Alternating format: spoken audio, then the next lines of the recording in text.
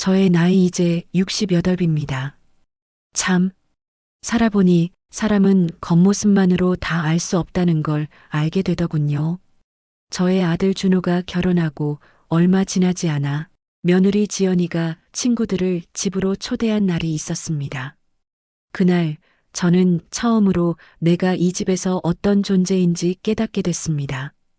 그리고 저는 그때까지만 해도 몰랐습니다. 그 일이 시작에 불과했다는 걸요. 지금부터 저의 이야기를 들려드리려 합니다. 그날이 아직도 기억납니다. 햇살이 참 고왔던 봄날이었어요. 4월 중순쯤이었나? 벚꽃이 막 지기 시작할 무렵이었죠. 준호가 아침부터 저한테 그러더군요. 엄마, 오늘 저녁에 인사드릴 사람이 있어요. 어떤 인사? 중요한 사람이에요. 결혼 생각 중입니다. 그 말을 듣고 나서부터 마음이 붕 떴습니다.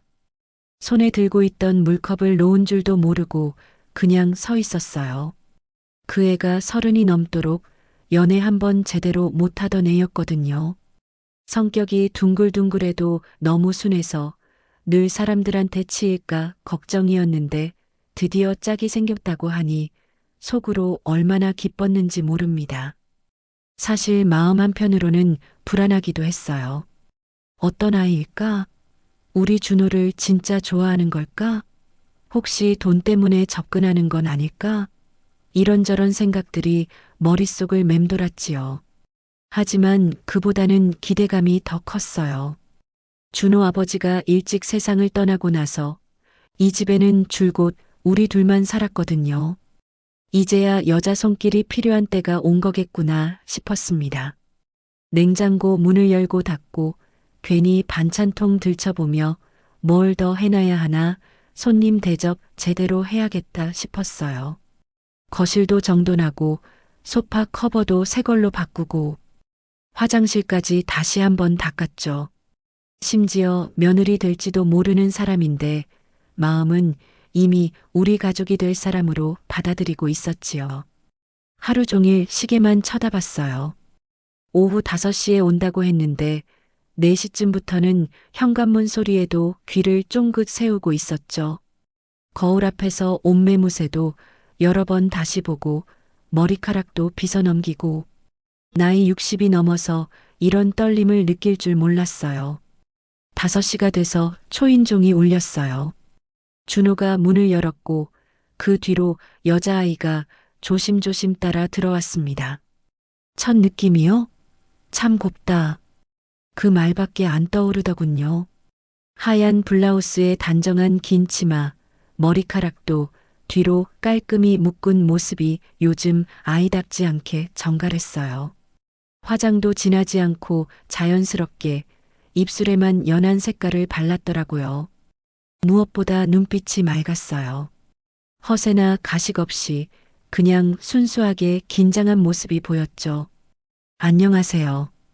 이지연이라고 합니다. 뵙게 돼서 정말 반갑습니다. 그 목소리, 낮지도 높지도 않고 단정한 인사, 눈도 마주치며 또렷하게 말하는 그 태도에 속으로 고개를 끄덕였습니다. 손에 든 선물 보따리도 정성스럽게 포장되어 있었고요. 과일 한 봉다리와 작은 화분 하나였는데 값비싼 건 아니었지만 마음이 느껴졌어요. 그래요. 먼데 오느라 힘들었죠? 준호가 데리고 온 사람이면 내 사람이나 마찬가지지. 어서 와요. 그 아이가 조심스레 소파에 앉고 준호가 옆에 앉으며 저를 바라봤어요. 저도 그 둘을 번갈아 보다가 처음으로 마음이 놓였습니다. 아, 우리 준호 이렇게 단단한 눈빛을 지을 수 있는 사람이 있었구나. 내가 보기엔 부족함 투성이었는데 저 아이 앞에 서 있을 땐 꽤 든든해 보였어요. 어깨도 쫙 펴고 있고 말투도 평소보다 차분했어요. 이야기를 나누면서 더 놀랐어요. 그 아이가 직장에서 뭘 하는지, 취미가 뭔지, 가족은 어떻게 되는지 하나하나 물어보는데 대답이 참 시원시원했어요. 거짓말이나 꾸밈 없이 자연스럽게 말하더라고요. 부모님 이야기할 때는 눈가가 살짝 촉촉해지기도 하고 일 얘기할 때는 눈이 반짝이기도 하고 그런 모습들이 다 진짜 좋아 보였어요. 저녁은 손수 차렸습니다. 된장찌개, 소불고기, 전, 나물 반찬 몇 가지. 별건 없지만 진심을 담았지요. 그 아이가 젓가락을 들어 조심스럽게 먹는데 어머님, 이 된장 맛이 참 깊네요. 저희 외할머니 된장이랑 비슷해요. 그 한마디에 저는 벌써 그 아이를 며느리 삼아도 괜찮겠다 싶었어요. 외할머니 된장 맛을 기억한다는 건 그만큼 정성스럽게 자란 아이라는 뜻이잖아요.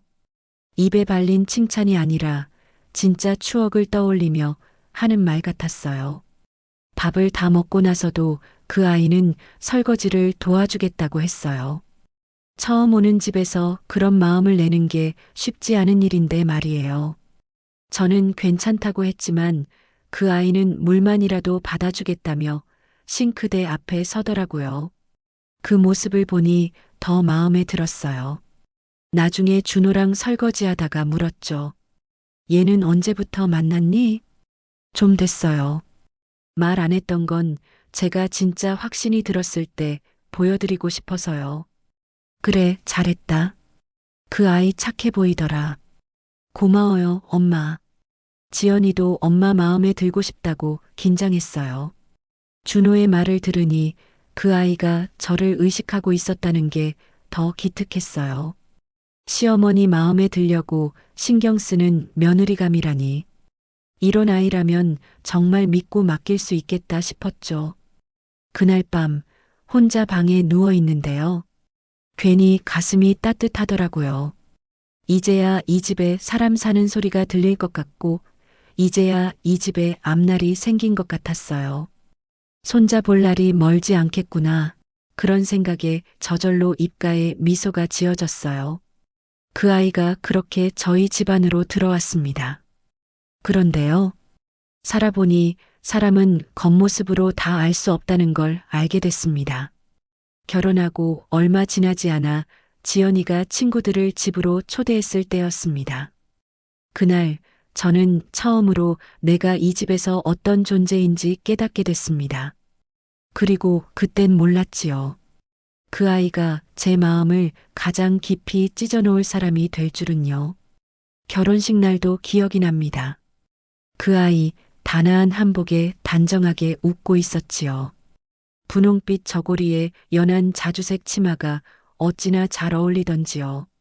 사진 찍을 땐 저한테도 팔짱을 슬쩍 껴주고 어머님, 오늘 제가 참 복받은 날이에요.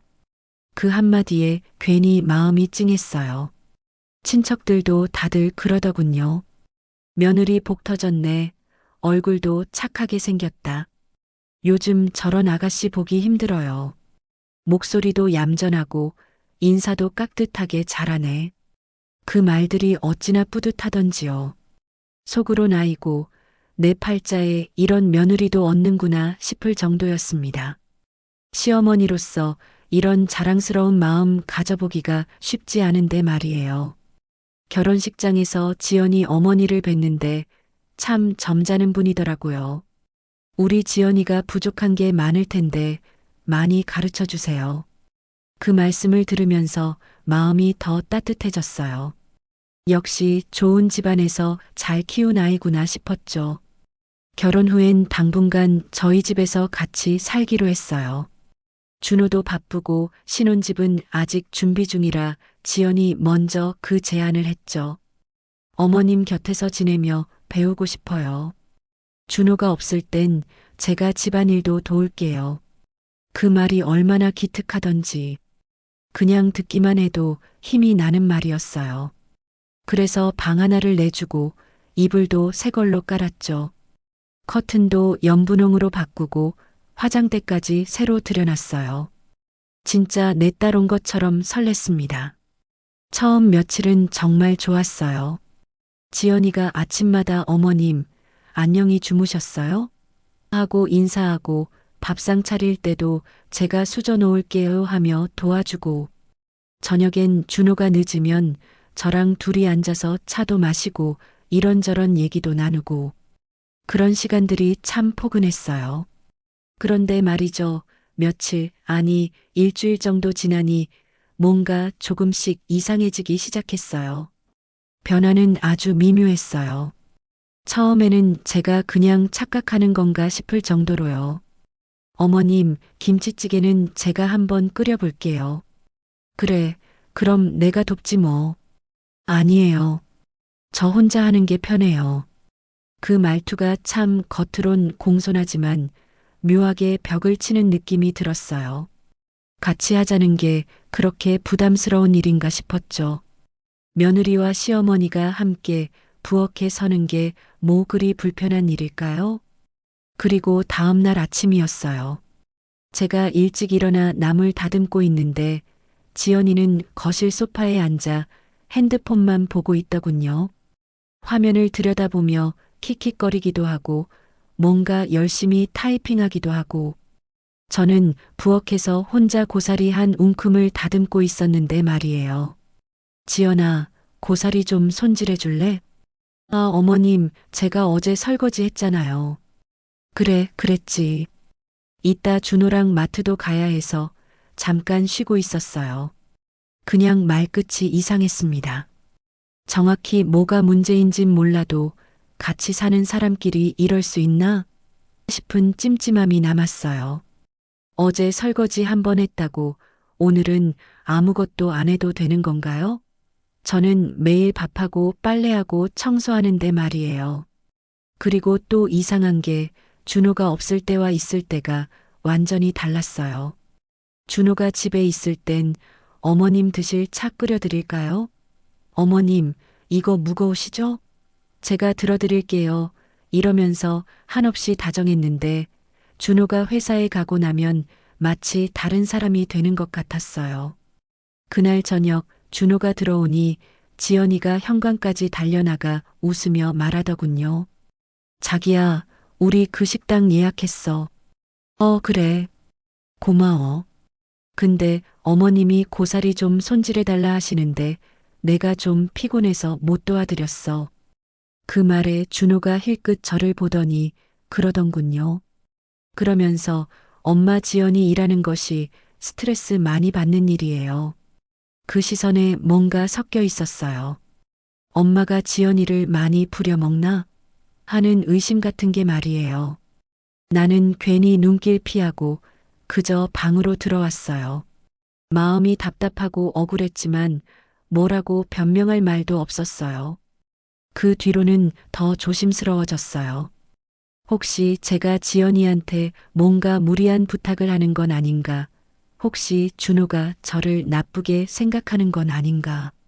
그런 생각들이 자꾸 들더라고요. 그리고 그 주말, 식사 후 설거지를 하려는데 지연이가 이러더군요. 어머님, 저 설거지는 못하겠으니 시키지 마세요. 손이 트는 체질이라서요. 준호한테 부탁할게요. 그러곤 저를 휙 지나쳐 방으로 들어가 버렸어요.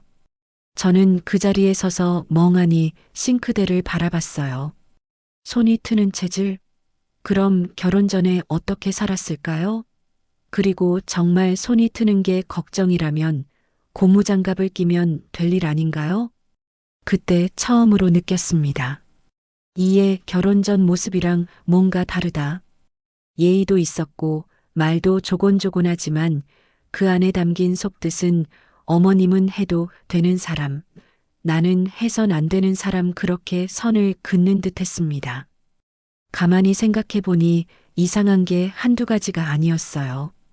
빨래도 자기 것만 따로 걷어가고 청소할 때도 자기 방만 하고 장 볼 때도 자기가 먹고 싶은 것만 리스트에 적어놓고 혹시나 해서 지연아, 뭐 먹고 싶은 반찬 있어? 물어보면 저는 아무거나 잘 먹어요 하면서도 막상 밥상에 오르면 젓가락도 잘 안 되더라고요. 하지만 그땐 제가 그냥 참았어요. 요즘 애들은 다 저런가 보다 내가 괜히 예민한 걸 수도 있어. 어차피 금방 나갈 아이들이니. 그런데 정말 이상한 건 제 마음속에서 뭔가가 계속 쌓여가고 있다는 거였어요.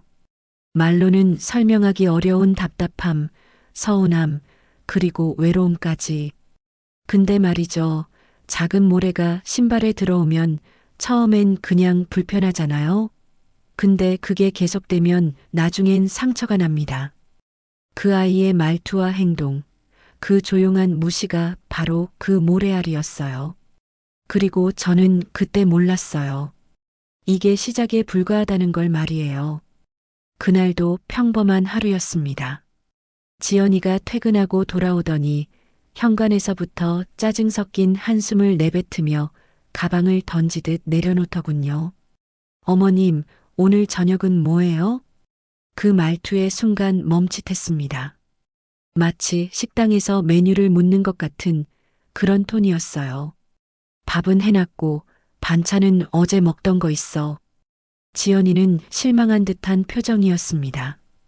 결국 저 혼자 싱크대 앞에 서서 그 아이가 먹다 남긴 그릇까지 다 정리했어요. 찬밥 한 공기를 거의 그대로 남기고 반찬들도 젓가락으로 한두 번만 집어먹고 말았더라고요. 물론 아무 말도 안 했죠. 말하면 시집살이 시키는 것으로 생각할까 봐서요. 그런데 밤 늦게 준호가 돌아와서 지연이 저녁 먹었어요? 하고 물어보니까 지연이가 방에서 나와서는 응, 어머님이 해주신 거 맛있게 먹었어라고 대답하더군요. 맛있게 먹었다고요? 한 입도 제대로 안 먹으면서 말이에요. 그 다음 날엔 더 황당했습니다. 지연이가 아침부터 어머님, 이거 세탁기 한 번만 돌려주시겠어요? 저 오늘 내일 예약 있어요. 응? 내일 예약? 손에는 자기 옷가지들이 한 뭉치 들려 있었어요. 그것도 어제 입었던 블라우스에 며칠 전에 입었던 치마까지 한꺼번에 몰아서 빨래를 맡기는 거였죠. 내일 중요한 회의가 있어서요. 손톱 정리가 안 되면 안 돼서요. 그 말에 어이가 없었지만 그래도 웃으며 빨래를 들었어요. 중요한 회의라니 그럼 어쩔 수 없지 않나요? 하지만 마음 한구석에는 의문이 들었어요. 내일 받으러 가기 전에 빨래 돌리고 널면 되지 않을까요? 그날부터였어요. 그 집의 시어머니가 아니라 파출부가 되기 시작한 건 설거지, 청소, 빨래는 물론이고 준호 도시락까지 제가 쌌어요. 지연은 밤마다 늦게 들어왔고 아침엔 늘 피곤하다며 늦잠을 자더군요. 어머님, 저 회사에서 야근 많이 해서 아침에 일어나기 힘들어요라고 하면서 말이에요. 그런데 정작 준호한테 물어보니 지연이 회사는 칼퇴근하는 곳이라고 하더라고요. 그럼 밤늦게 어디서 뭐라고 들어오는 걸까요? 물어볼 수도 없고 궁금해할 자격도 없는 것 같았어요. 매일매일이 똑같았어요. 아침 6시에 일어나서 준호 도시락 싸고 지연이 늦잠 자는 동안 빨래 널고 청소하고 시장 보고 저녁 준비하고 그런데 지연이는 돌아와서 밥만 먹고 방으로 들어가는 게 일상이었죠. 한 번은 제가 조심스럽게 말했어요. 지연아, 내가 해줄 수 있는 건 하겠는데 너무 나만 하게 되면 좀 그렇잖니? 그랬더니 뭐라는 줄 아세요? 어머님이 도와주셔서 얼마나 감사한데요. 근데 저도 일이 바쁘잖아요. 집안일을 저한테만 부담이 되면 저도 지치죠. 도와주셔서 감사하다는 그 말이 실은 계속 해달라는 뜻으로 들렸습니다. 그리고 저한테만 부담이 된다는 게 무슨 말인가요? 지금 내가 일은 혼자 다 하고 있는데 말이에요. 더 기가 막힌 건 그 뒤에 한 말이었어요. 사실 어머님이 집에 계시니까 제가 집안일까지 신경 쓰면 비효율적이잖아요. 어머님은 시간이 많으시니까요. 시간이 많다고요? 하루 종일 이 집을 위해서 움직이고 있는데 시간이 많다는 게 무슨 말인가요? 준호도 한마디 거들더군요. 엄마 지연이는 항상 바쁘고 힘들어요. 집안일은 그동안 엄마가 하던 것이니까 지연이 신경 안 쓰게 엄마가 해줘요. 제가 아들한테 말했어요. 준호야, 너가 네 와이프 좀 도와라. 나한테 너무 맡겨놓는 거 아니니? 그랬더니 엄마, 지연이 스트레스 많아. 회사에서도 사람들 이기적이라고 힘들다 그러고 엄마가 조금만 이해해줘. 그 말 들었을 때요. 내가 이해받지 못하는 사람이 된 느낌이었어요. 내가 이해해야 하고, 내가 맞춰야 하고, 내가 미안해야 하는 그런 존재가 된 것 같았죠. 근데 준호야, 엄마도 사람이야. 너무 힘들어. 엄마는 원래 집안일 잘하시잖아요. 지연이는 아직 서툴러서 그래요. 서툴다고요? 결혼한 지 벌써 석 달이 넘었는데 말이에요. 나한테는 아들도 며느리도 어머니 힘드시죠? 그 말 한마디 아무도 해준 사람이 없었습니다.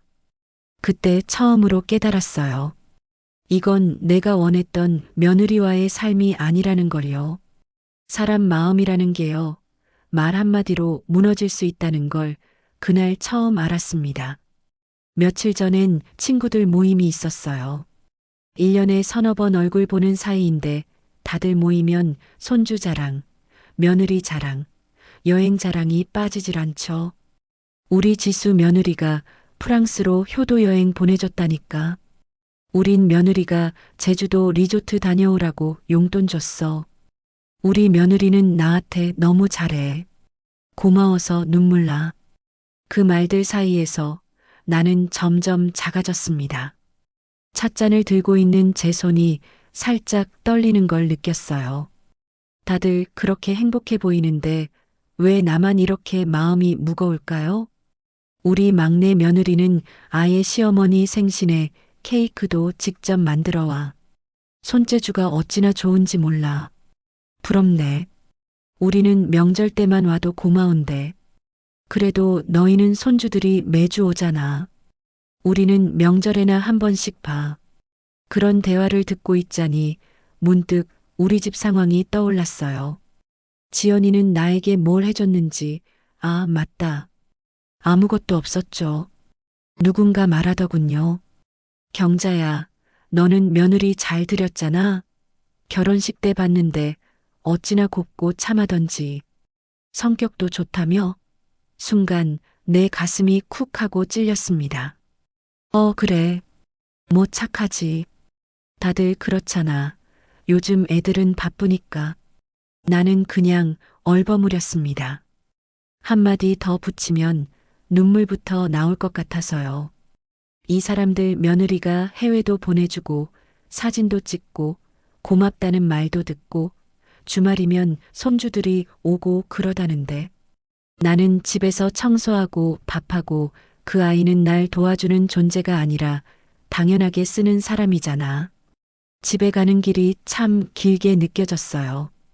버스 안에서 창밖을 보는데 다른 사람들은 다 어디론가 바쁘게 향해 가는 것 같은데 저만 혼자 허공을 떠도는 기분이었어요.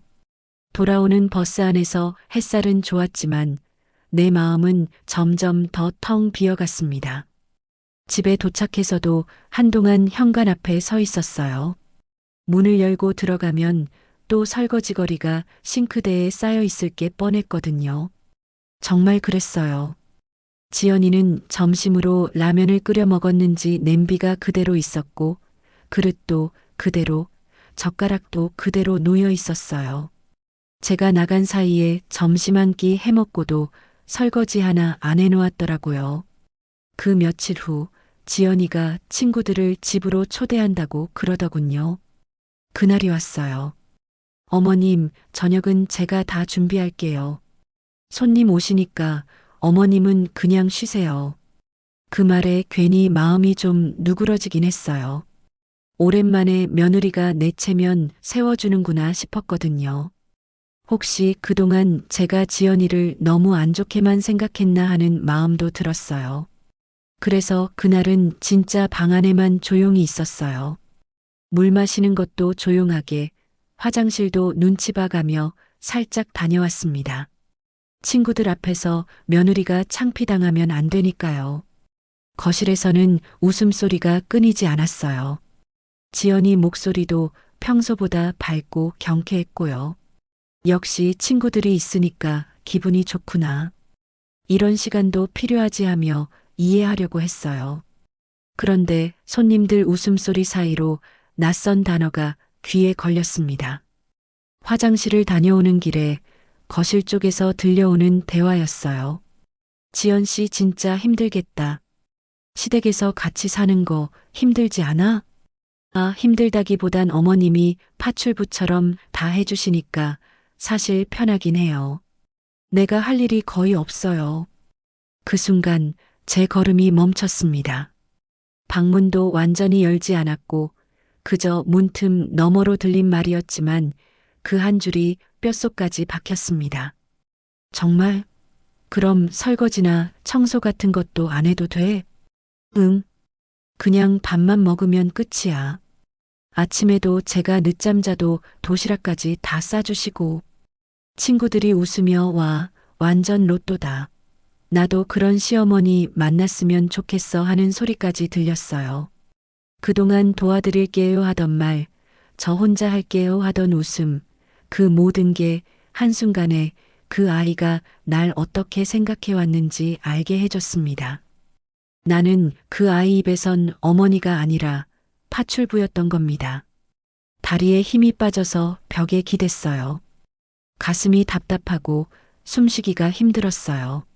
지금까지 내가 한 모든 일들이 주마등처럼 지나갔어요. 새벽에 일어나서 도시락 싸던 일, 빨래 널던 일, 청소하던 일, 장 보던 일, 그 모든 게 파출부 취급이었다니요. 저는 방으로 돌아가 앉았습니다. 불도 켜지 않았어요. 말도 안 나왔고 눈물도 안 났어요. 그냥 멍하니 어둠 속에 앉아 있었어요.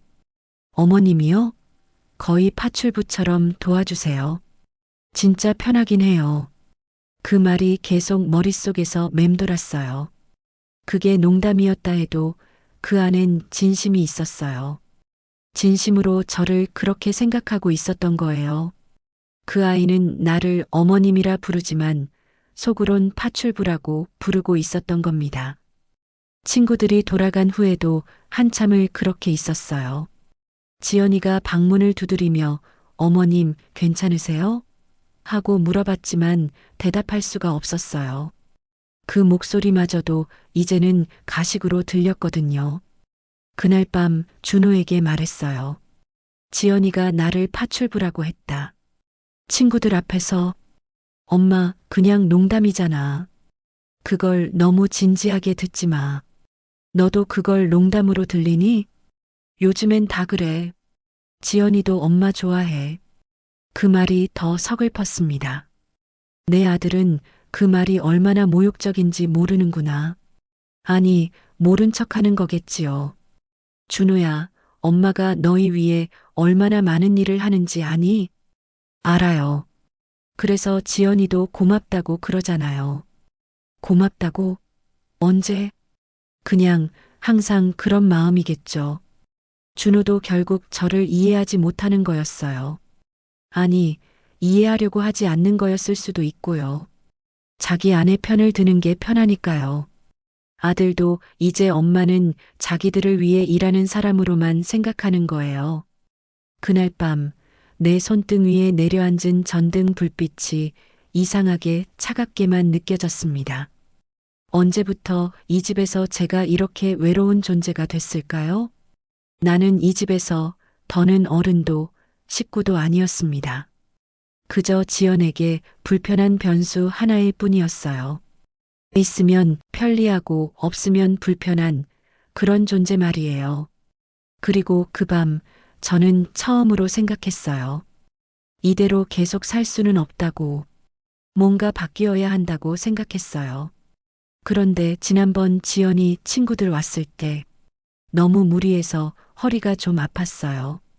그런데 또 아침에 일어나려다가 허리에서 뚝 하는 소리가 났어요. 그 순간 온몸에 전기가 흐르는 것 같았습니다. 지연이는 출근했고 준호는 일찍 회사에 갔고 저는 혼자 바닥에 주저앉아 한참을 일어나지 못했어요. 화장실 가는 것도 힘들고 물 한 잔 마시려고 부엌에 가는 것도 비명을 참아가며 해야 했죠. 이틀을 참고 견디다가 결국 혼자 택시를 타고 병원에 갔습니다. 검사 결과는 요추염좌의 디스크 협착 증세. 의사는 차분한 목소리로 말했어요. 나이가 있으시니까 자연 치유가 쉽지 않을 겁니다. 며칠 입원하시면서 치료받으시는 게 좋겠어요. 간호사가 보호자분은 안 오셨나요? 혼자 힘드실 텐데요. 준호에게 조심스럽게 전화했죠. 엄마 병원에 입원하게 됐단다. 그래요? 엄마 많이 아파요? 응. 허리를 삐끗해 많이 아파. 그래서 입원했다. 제가 지연이랑 상의해 볼게요. 병원 어딘지 알려줘요. 상의해 볼게요. 엄마가 입원했는데 무슨 상의가 필요한 걸까요? 하지만 그때는 그냥 넘어갔어요. 입원 수속을 밟고 병실에 누워 있는데 옆 침대 할머니는 딸이 와서 이것저것 챙겨주고 있었어요. 엄마, 이불 덮으세요. 감기 걸려요. 밥은 잘 나와요? 그런 대화를 듣고 있자니 더 쓸쓸해졌어요. 다음 날 오후쯤 지연과 준호가 한번 다녀갔습니다. 지연은 문을 열자마자 한 손엔 커피, 다른 손엔 핸드폰을 들고 있었어요. 어머님 많이 놀라셨죠? 이 병원 괜찮아요? 입원비는 어떻게 해요? 그게 첫 마디였습니다.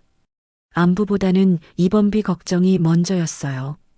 그리고 입원비 걱정을 하는 걸 보니, 아, 이 아이들은 제가 입원하는 게 부담스러운가 보다 싶었어요. 준호는 말없이 의자에 앉아서 핸드폰만 들여다보더군요. 가끔 웃기도 하고 뭔가 타이핑하기도 하고 저는 침대에 누워서 그 모습을 보고 있었는데 마치 병문안이 아니라 그냥 의무적으로 들른 것 같았어요. 엄마, 우리 회식 있어서 올해는 못 있어요. 필요한 거 있으면 문자 줘요. 딱 그 말만 하고는 30분도 안 돼서 두 사람은 병실을 나섰습니다. 지연이는 나가면서 어머님 빨리 나으세요라고 말했지만 그 말에도 별로 감정이 담겨 있지 않았어요. 그리고 그게 마지막이었습니다.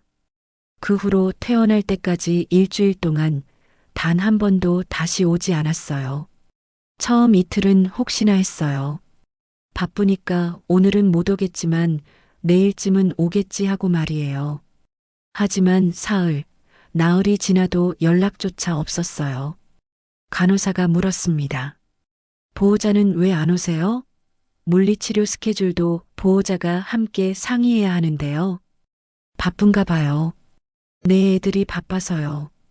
저녁 시간이 되면 다른 병실에서는 웃음소리도 들리고 안부를 묻는 목소리도 들렸는데 제 병실은 그냥 조용했어요.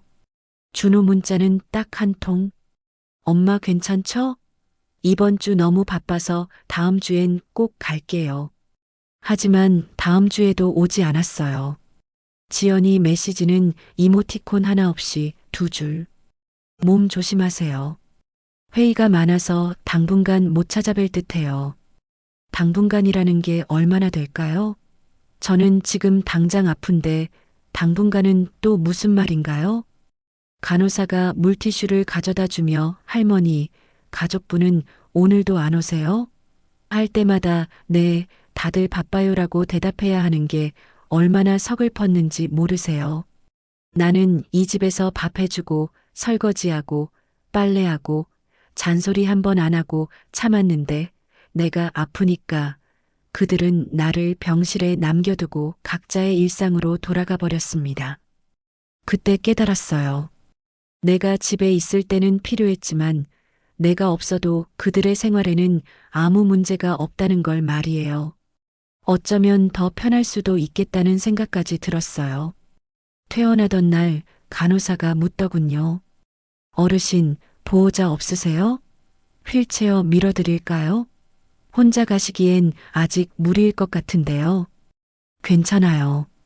저 혼자 가요. 사실 괜찮지 않았어요. 허리는 아직 아팠고 무거운 가방을 들기도 힘들었어요. 하지만 누구한테 부탁할 수도 없었어요. 병원 앞에서 택시를 타고 집으로 돌아가는 길, 창밖 풍경이 흐릿하게 보였어요. 아, 이 집에서 나를 기다리는 사람은 아무도 없구나. 이제야 진짜로 내가 결정할 때가 온 것이었어요. 병원에서 돌아온 날 현관문을 열자마자 들이친 건 텅 빈 정적과 가벼운 먼지 냄새였습니다. 냉장고에는 먹다 남은 반찬이 시들어 있었고 싱크대엔 물때가 말라붙은 접시 하나, 소파엔 접힌 채 던져진 담요가 걸쳐져 있었어요. 일주일 동안 제가 없는 사이 아무도 이 집을 돌보지 않았다는 게 한눈에 보였어요. 현관에는 택배 박스 하나가 놓여 있었는데 지연이 주문한 옷가지였어요. 제가 입원해 있는 동안에도 온라인 쇼핑은 계속하고 있었던 거죠. 지연은 퇴근 시간이 지났을 텐데도 집에 없었고 준호는 퇴근 후 회식이라며 카톡으로 몸 괜찮아? 한 줄 보내왔습니다. 딱 한 줄. 일주일 동안 병원에서 혼자 지내고 혼자 퇴원하고 혼자 택시 타고 집에 돌아온 엄마에게 고작 한 줄이었어요. 안부조차 성의 없는 문자 하나로 때우는 아들을 보니 마음 한구석이 서늘해졌어요. 나는 그 한 줄 덕분에 완전히 마음을 정리했습니다. 혼자 저녁을 해먹으면서 생각했어요. 지연이는 어디서 뭘 하고 있을까? 회사 일이 그렇게 바쁜가? 아니면 친구들과 또 어디선가 즐거운 시간을 보내고 있는 걸까? 제가 병원에 입원해 있다는 사실 자체를 잊고 있는 건 아닐까? 그날 밤 나는 조용히 내 방 책상 서랍을 열었습니다. 오래전부터 준비해뒀던 유언장이 고이 접혀 봉투에 담긴 채 보관돼 있었습니다. 남편이 세상을 떠난 후 혹시 모를 일에 대비해서 미리 써놓은 것이었어요. 그 안엔 내가 남기고 갈 수 있는 전 재산 2집, 얼마 안 되는 예금, 그리고 내 이름으로 되어 있는 조그마한 땅 한 평, 모두 지연과 준호에게 남기겠다는 내용이었죠. 사실 그리 많은 재산은 아니었어요. 하지만 제게는 평생을 모아온 전부였어요. 남편과 함께 어렵게 장만한 이 집, 푼푼히 모아온 적금, 아들을 위해 남겨두고 싶었던 작은 땅까지. 어미 된 돌이라는 이유로, 가정을 도운 보답이라는 이유로, 그 아이가 준호 곁에 있으니까라는 이유로 내 모든 것을 건네줄 준비가 되어 있었던 거예요. 그런데요, 내가 병원에 혼자 누워있던 그 일주일, 누구 하나 내 손 한 번 잡아주지 않았습니다. 그때 문득 떠오른 게 지연이가 퇴원 다음 날 한 말이었어요. 어머님 병원은 스스로 가신 거잖아요. 저희가 어떻게 알아요? 스스로 갔다고요? 허리가 아파서 혼자 움직이기도 힘든 상황에서 택시 타고 병원에 간 게 스스로 간 거라고 하는 건가요? 준호는 또 이랬어요. 우리도 사는 게 버겁잖아, 엄마. 지연이도 일 때문에 스트레스 받고 있고. 그래요. 그 아이가 내가 준 걸 당연하다고 여긴 순간부터 나는 이 집에서 더는 존중받는 존재가 아니었습니다. 내가 아플 때 그 아이는 네일샵에 있었고 내가 입원했을 때 그 아이는 SNS에 커피 사진을 올리고 있었어요. 병원에서 퇴원하던 날 확인해 본 지연이 인스타그램에는 친구들과 브런치 먹는 사진이 올라와 있었거든요. 그리고 준호는 내가 내 손으로 키워낸 아들인데도 지연이 눈치만 보며 그 아이가 시키는 대로만 따라갔습니다. 나를 향한 미안함조차 제대로 표현하지 못했습니다. 언제부터 내 아들이 며느리 앞에서 이렇게 작아진 걸까요? 나는 그 유언장을 꺼내 들고 봉투에서 천천히 종이를 펼쳤습니다. 살면서 사람이란 게 이런 때를 위해 준비하는 거구나 싶더군요. 정말 소중한 사람들을 위해서 말이에요. 하지만 지금 제 앞에 있는 이름들은 과연 그런 사람들일까요? 그리고 펜을 들었습니다. 받을 사람 이름을 지웠습니다. 천천히 정성스럽게 써놓았던 이지연이라는 세 글자를 까맣게 칠해 지웠어요. 이준호라는 세 글자도 마찬가지였어요. 잔고 액수도 지웠고 주소도 지웠고 맨 마지막에 이렇게 썼습니다. 남김없음. 내 마지막은 스스로 마무리하겠습니다. 그 글씨를 쓰면서도 손이 떨리지 않았어요. 오히려 마음이 차분해졌어요. 이제야 진짜 내 의지로 무언가를 결정하는 것 같았거든요. 그리고 전에 썼던 유언장은 반으로 접어 가위를 들고 서걱서걱 찢었습니다. 그 소리가 그렇게 클 줄 몰랐어요. 작은 종이인데 그 안에 내가 줬던 마음들이 전부 들어 있었나 봐요. 아들을 위한 사랑, 며느리를 받아들이려 했던 노력, 가족이 되고 싶었던 간절함, 그 모든 게 서걱서걱 찢어지는 소리와 함께 사라져 갔어요. 작은 종이 조각들이 바닥에 흩어졌어요. 그걸 보면서 생각했어요. 내가 이 집에서 보낸 시간들도 저 조각들처럼 흩어져 버리는 건 아닐까? 쓰레기통에 종이 조각들을 넣으면서도 이상하게 후회는 되지 않았어요. 오히려 속이 시원했어요. 그날 밤 서랍을 닫고 불을 끄고 창밖을 바라봤습니다. 어둠 속에 불빛 하나 없는 그 집에서 나는 처음으로 안도했습니다. 이제 이 아이 손에 아무것도 남기지 않아도 되겠구나. 내가 그동안 줬던 모든 것들에 대한 책임감에서 벗어날 수 있겠구나. 내가 남길 건 모욕도 아니고 분노도 아니고 그저 침묵으로 마무리된 단절뿐. 그게 그 아이가 선택한 결과였으니까요. 그리고 이제는 제가 선택할 차례였어요. 유언장을 찢은 그날 이후 내 마음은 참 조용했습니다. 슬프지도 않고 아프지도 않았습니다. 그냥 비워졌다고 해야 맞겠네요. 그동안 내가 얼마나 가득 채우며 살았는지 그날 알았습니다. 가득 채웠기에 이제 텅 비워도 무너지지 않더군요. 이상한 일이었어요.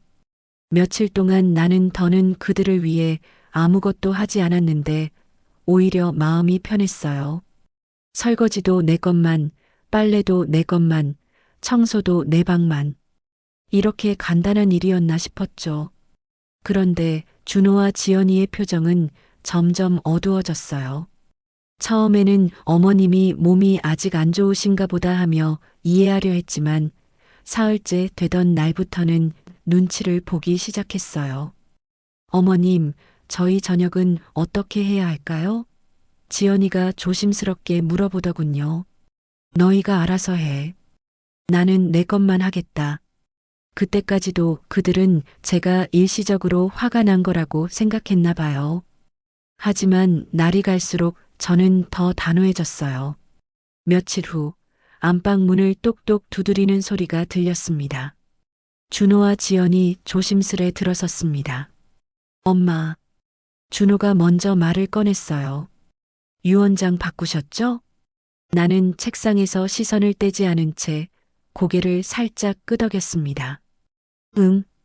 더는 줄 게 없어서. 왜요? 그럴 이유가 충분히 있었으니까. 지연이 조심스럽게 말했습니다. 어머님, 저희가 뭘 잘못했는지 말씀해 주세요. 정말 죄송해요. 그 목소리에는 진심이 담겨 있었어요. 하지만 이미 늦었어요. 진심은 제가 병원에 혼자 누워 있을 때 필요했던 거예요. 나는 찻잔을 내려놓고 천천히 두 사람을 바라봤습니다. 내가 병원에 입원했을 때 너희 둘 중 누구 하나 이틀 연속 병문안 온 적 있었니? 그땐 저희가 바빴다고 했잖아요. 그래. 너희는 바빴고 나는 그 침대에 혼자 누워 있었지. 간호사 말로는 어르신들 대부분은 며느리랑 딸이 매일 왔다 가신다고 하더라. 지연은 고개를 푹 숙였고 준호는 말없이 입술만 깨물고 있었습니다. 그래서 유산은 없다. 내가 줘야 할 정은 다 줬으니까. 그 말에 준호가 깜짝 놀라며 고개를 들었어요. 엄마, 그렇게 말씀하시면 저희는 어떻게 해야 해요? 모르겠어. 너희가 알아서 해. 지연이 다급히 말을 꺼냈습니다. 근데 어머님, 갑자기 그러시면 저희는 어떻게 해요? 죄송해요. 어머니 앞으로 너희들 이 집에서 나가라. 준호가 말했습니다. 엄마, 저희 돈도 없는데 어떻게 하라고. 그럼 이 집에서 계속 살고 싶으면 월세라도 내고 살아. 아니면 나가서 너희 살 길 찾든가. 두 사람의 얼굴이 순식간에 창백해졌습니다. 어머니, 저희 형편 아시잖아요. 애도 생기면 돈 더 들어가고 지금 겨우겨우 살고 있는데 월세라뇨. 너무하신 거 아니에요? 그 말을 들으니 오히려 화가 났어요. 너무해. 나는 너희 밥 해주고 설거지해주고 빨래 돌려주고 추운 날 장까지 봐왔다. 너희는 나를 어떻게 생각했냐? 너희들이 내 건강 한번 챙겨봤니? 어머님, 그건. 그리고 애가 생기면 돈이 더 든다고? 그럼 그때는 나보고 애까지 봐달라고 할 거니? 지연이 얼굴을 붉혔어요. 아마 그런 생각을 하고 있어서겠죠. 준호가 조심스럽게 말했습니다. 엄마 어릴 때부터 그렇게 해주셨잖아요. 우린 당연하게 생각했어요. 그냥 엄마가 늘 그렇게 해주시니까. 그래. 그게 문제였지. 늘 그렇게 해줬더니 너희한텐 그게 습관이자 편안함이 됐겠지만 나한텐 의무가 아니었어. 나는 서랍에서 종이 한 장을 꺼냈습니다. 거기엔 손글씨로 적어둔 조건이 있었죠. 유언장을 찢은 다음 날부터 차근차근 적어 놓은 것이었어요. 너희가 나갈 수 없다면 이걸 작성해라. 월세 매월 말일 계좌이체 집 관리, 공과금 포함. 지연은 눈물이 고인 눈으로 말했습니다. 그럼 어머니는 어디서 살려고요? 너희가 여기서 살겠다면 나는 방 하나 얻어 조용히 살 것이다. 너희처럼 시끄럽게 살긴 싫어. 사실 어디로 갈지는 이미 정해놓았어요. 예전부터 알고 지내던 부동산에서 소개해준 작은 원룸이 있었거든요. 깨끗하고 조용한 곳이었어요. 준호가 무릎 꿇듯 낮은 자세로 말했습니다. 엄마, 그건 너무 서운해요. 다시 기회를 주시면 안 돼요? 나는 단호하게 고개를 저었습니다. 기회는 내가 아플 때, 내가 침대에 누워 있었을 때 너희가 줬어야 했어. 근데 그 기회 너희가 흘려보냈어. 엄마, 저희가 정말 몰랐어요. 이렇게 상처받으실 줄 몰랐다고? 시어머니가 일주일 동안 병원에 혼자 있는데 몰랐다고? 더는 할 말이 없는지 두 사람은 그냥 고개만 숙이고 있었어요. 다시 생각해봐. 나는 내일 이사 갈 거야. 너희가 이 집에 남을 건지 아니면 다른 집을 찾을 건지. 그날 밤 나는 작은 짐을 꾸렸습니다. 두세 벌 옷과 책 몇 권, 내게 꼭 필요한 약통과 지갑 하나, 그리고 남편의 사진 한 장. 짐을 싸면서 생각해 보니 정말 필요한 건 별로 없더라고요. 그동안 얼마나 많은 것들에 얽매여 살았는지 새삼 깨달았어요. 이 집은 여전히 내 명의였지만 이제는 내 공간이 아니었습니다. 정서적으로 나는 이미 이 집에서 떠나 있었습니다. 나가기 전 냉장고에 적힌 쪽지 한 장을 붙여두었습니다. 이 집에서 계속 살고 싶다면 이제부터 대가를 내고 살아. 정은 이미 다 줬으니까. 그리고 문을 닫고 나서면서 문득 이런 생각이 들었어요. 이제야 진짜 내 인생이 시작되는 것 같다고 말이에요. 이사 온 지 어느덧 넉 달째입니다. 동네는 조용하고 집은 작지만 볕이 잘 듭니다. 처음 이곳에 왔을 때는 모든 게 낯설었어요. 30년 넘게 살던 집을 떠나는 게 이렇게 어려운 일인지 몰랐어요. 하지만 지금은 이 작은 공간이 제게 딱 맞는 것 같아요. 아침엔 창문을 열고 따뜻한 바람을 맞으며 커피를 마십니다. 예전엔 새벽 6시면 일어나서 가족들 도시락 싸느라 바빴는데 지금은 8시에 일어나도 누구 눈치 볼 일이 없어요. 천천히 일어나서 천천히 씻고 천천히 아침을 준비해요. 밥은 간단히 해 먹고 TV 대신 라디오를 틀어놓고 책을 봅니다. 예전엔 드라마나 뉴스만 봤는데 요즘엔 시집도 읽고 에세이도 읽어요. 오랜만에 읽는 책들이 이렇게 재미있는 줄 몰랐어요. 창밖엔 철마다 피고 지는 꽃들이 조용히 내게 계절을 알려줍니다. 봄엔 개나리가 노랗게 피고, 여름엔 나팔꽃이 담장을 타고 올라가고, 가을엔 코스모스가 바람에 흔들려요. 이 조용한 시간이 그토록 원했던 것이란 걸 이제 알겠습니다. 이웃들도 좋아요. 옆집 할머니는 가끔 김치를 나눠주시고, 아래층 아주머니는 혼자 사시느라 심심하시죠? 하며 차 한잔 하자고 하세요. 처음엔 낯설었지만 지금은 이런 관계가 편해요. 부담도 없고 의무도 없고 그냥 사람 사는 정정도만 나누는 게 좋더라고요. 한 달에 한 번씩은 오래된 친구들과 만나기도 해요. 예전엔 며느리 걱정, 아들 걱정만 했는데 이젠 내 얘기를 할 수 있어요. 요즘 뭐 하며 지내?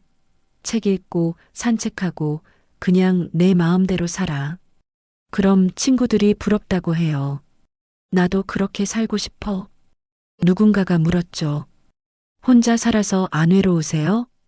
글쎄요. 혼자 살아도 평온하면 그건 외로움이 아니라 자유인 것 같아요. 예전엔 가족들과 함께 있어도 외로웠어요. 내 마음을 알아주는 사람이 없었거든요. 지금은 혼자 있어도 외롭지 않아요. 나 자신과 친해졌으니까요. 나는 지금 누구의 기대에 맞추지도 않고, 누구의 눈치도 보지 않고, 내가 먹고 싶을 때 먹고, 말하고 싶을 때 말하고, 잠들고 싶을 때 잠드는 삶을 살고 있습니다. 어떤 날은 하루 종일 아무것도 안 해도 괜찮아요. 그냥 창가에 앉아서 커피 마시며 하늘만 봐도 돼요. 어떤 날은 갑자기 떡이 먹고 싶어서 시장에 가서 떡을 사 먹기도 하고, 어떤 날은 혼자 영화관에 가서 영화를 보기도 해요. 물론 가끔 준호와 지연이 한 번씩 찾아오긴 합니다. 처음 몇 번은 어색했어요. 서로 뭘 말해야 할지 몰라서 그냥 앉아있기만 했죠. 하지만 시간이 지나니까 조금씩 자연스러워졌어요. 준호는 조심스럽게 과일을 사들고 오고, 지연은 뻘쭘하게 문 앞에 서 있다가 어머님, 이거 드셔보세요 하며 반찬을 내밀죠. 예전과는 확실히 달라요. 당연하다는 듯이 오는 게 아니라 정말 조심스럽게 와요. 나는 웃으며 받습니다. 그래, 고맙다. 맛있게 잘 먹을게. 더는 따지지 않습니다. 기대하지도 않고 미워하지도 않습니다. 그냥 와주는 것만으로도 괜찮아요. 예전처럼 뭔가를 바라지 않으니까 실망할 일도 없어요. 그냥 너희는 한 번쯤 나를 잃을 뻔했단 걸 기억하고 있으면 그걸로 됐습니다. 그게 너희한테도 나한테도 좋은 것 같아요. 지난번에는 지연이가 어머님 정말 죄송했어요. 그때 저희가 너무 모르고 살았어요 라고 하더라고요. 그 말에 진심이 담겨 있다는 걸 알았어요. 하지만 이제 와서 미안하다고 해도 예전으로 돌아갈 수는 없어요. 그리고 돌아가고 싶지도 않고요. 그 아이들이 돌아가고 나면 나는 다시 내 자리로 돌아옵니다. 라디오에서 흘러나오는 클래식 선율 속에 앉아 조용히 뜨개질을 하며 생각합니다. 이제야 나로서 살아가는 법을 배우는구나. 요즘은 새로운 취미도 생겼어요. 동네 문화센터에서 수채화를 배우고 있어요. 처음엔 서툴렀지만 점점 재미있어져요. 내가 그린 그림을 보면서 내가 이런 것도 할 수 있구나 싶어요. 가끔 그 시절을 생각해 봐요. 그때는 왜 그렇게 화가 났을까? 지금 생각해 보니 화가 난 게 아니라 서러웠던 것 같아요. 인정받고 싶었고, 사랑받고 싶었고, 고마워하는 마음을 느끼고 싶었던 거죠. 하지만 이제는 다른 사람에게서 그런 걸 구하지 않아요. 나 자신에게서 찾으니까 훨씬 확실하고 든든해요. 지금 내 삶은 풍족하지 않아도 가볍고 소란스럽지 않아도 따뜻합니다. 무언가를 주지 않아도, 무언가를 기대하지 않아도 나 스스로를 소중하게 여기게 된 삶. 그게 지금 내 인생의 가장 큰 유산입니다. 이제 나는 누군가의 엄마도 시어머니도 파출부도 아닌 그저 나 경자로 살아가는 삶을 처음으로 온전히 누리고 있습니다. 경자 씨는 결국 아무것도 남기지 않고 조용히 떠났습니다. 돈도 집도 가족이라는 말조차도 이젠 스스로를 지키기 위한 선택 앞에 모두 내려놓았습니다. 그리고 이게 진짜 내 인생의 시작인 것 같아요. 지금까지 사연 재미있게 들으셨나요? 다음 영상에 또 만나요. 감사합니다.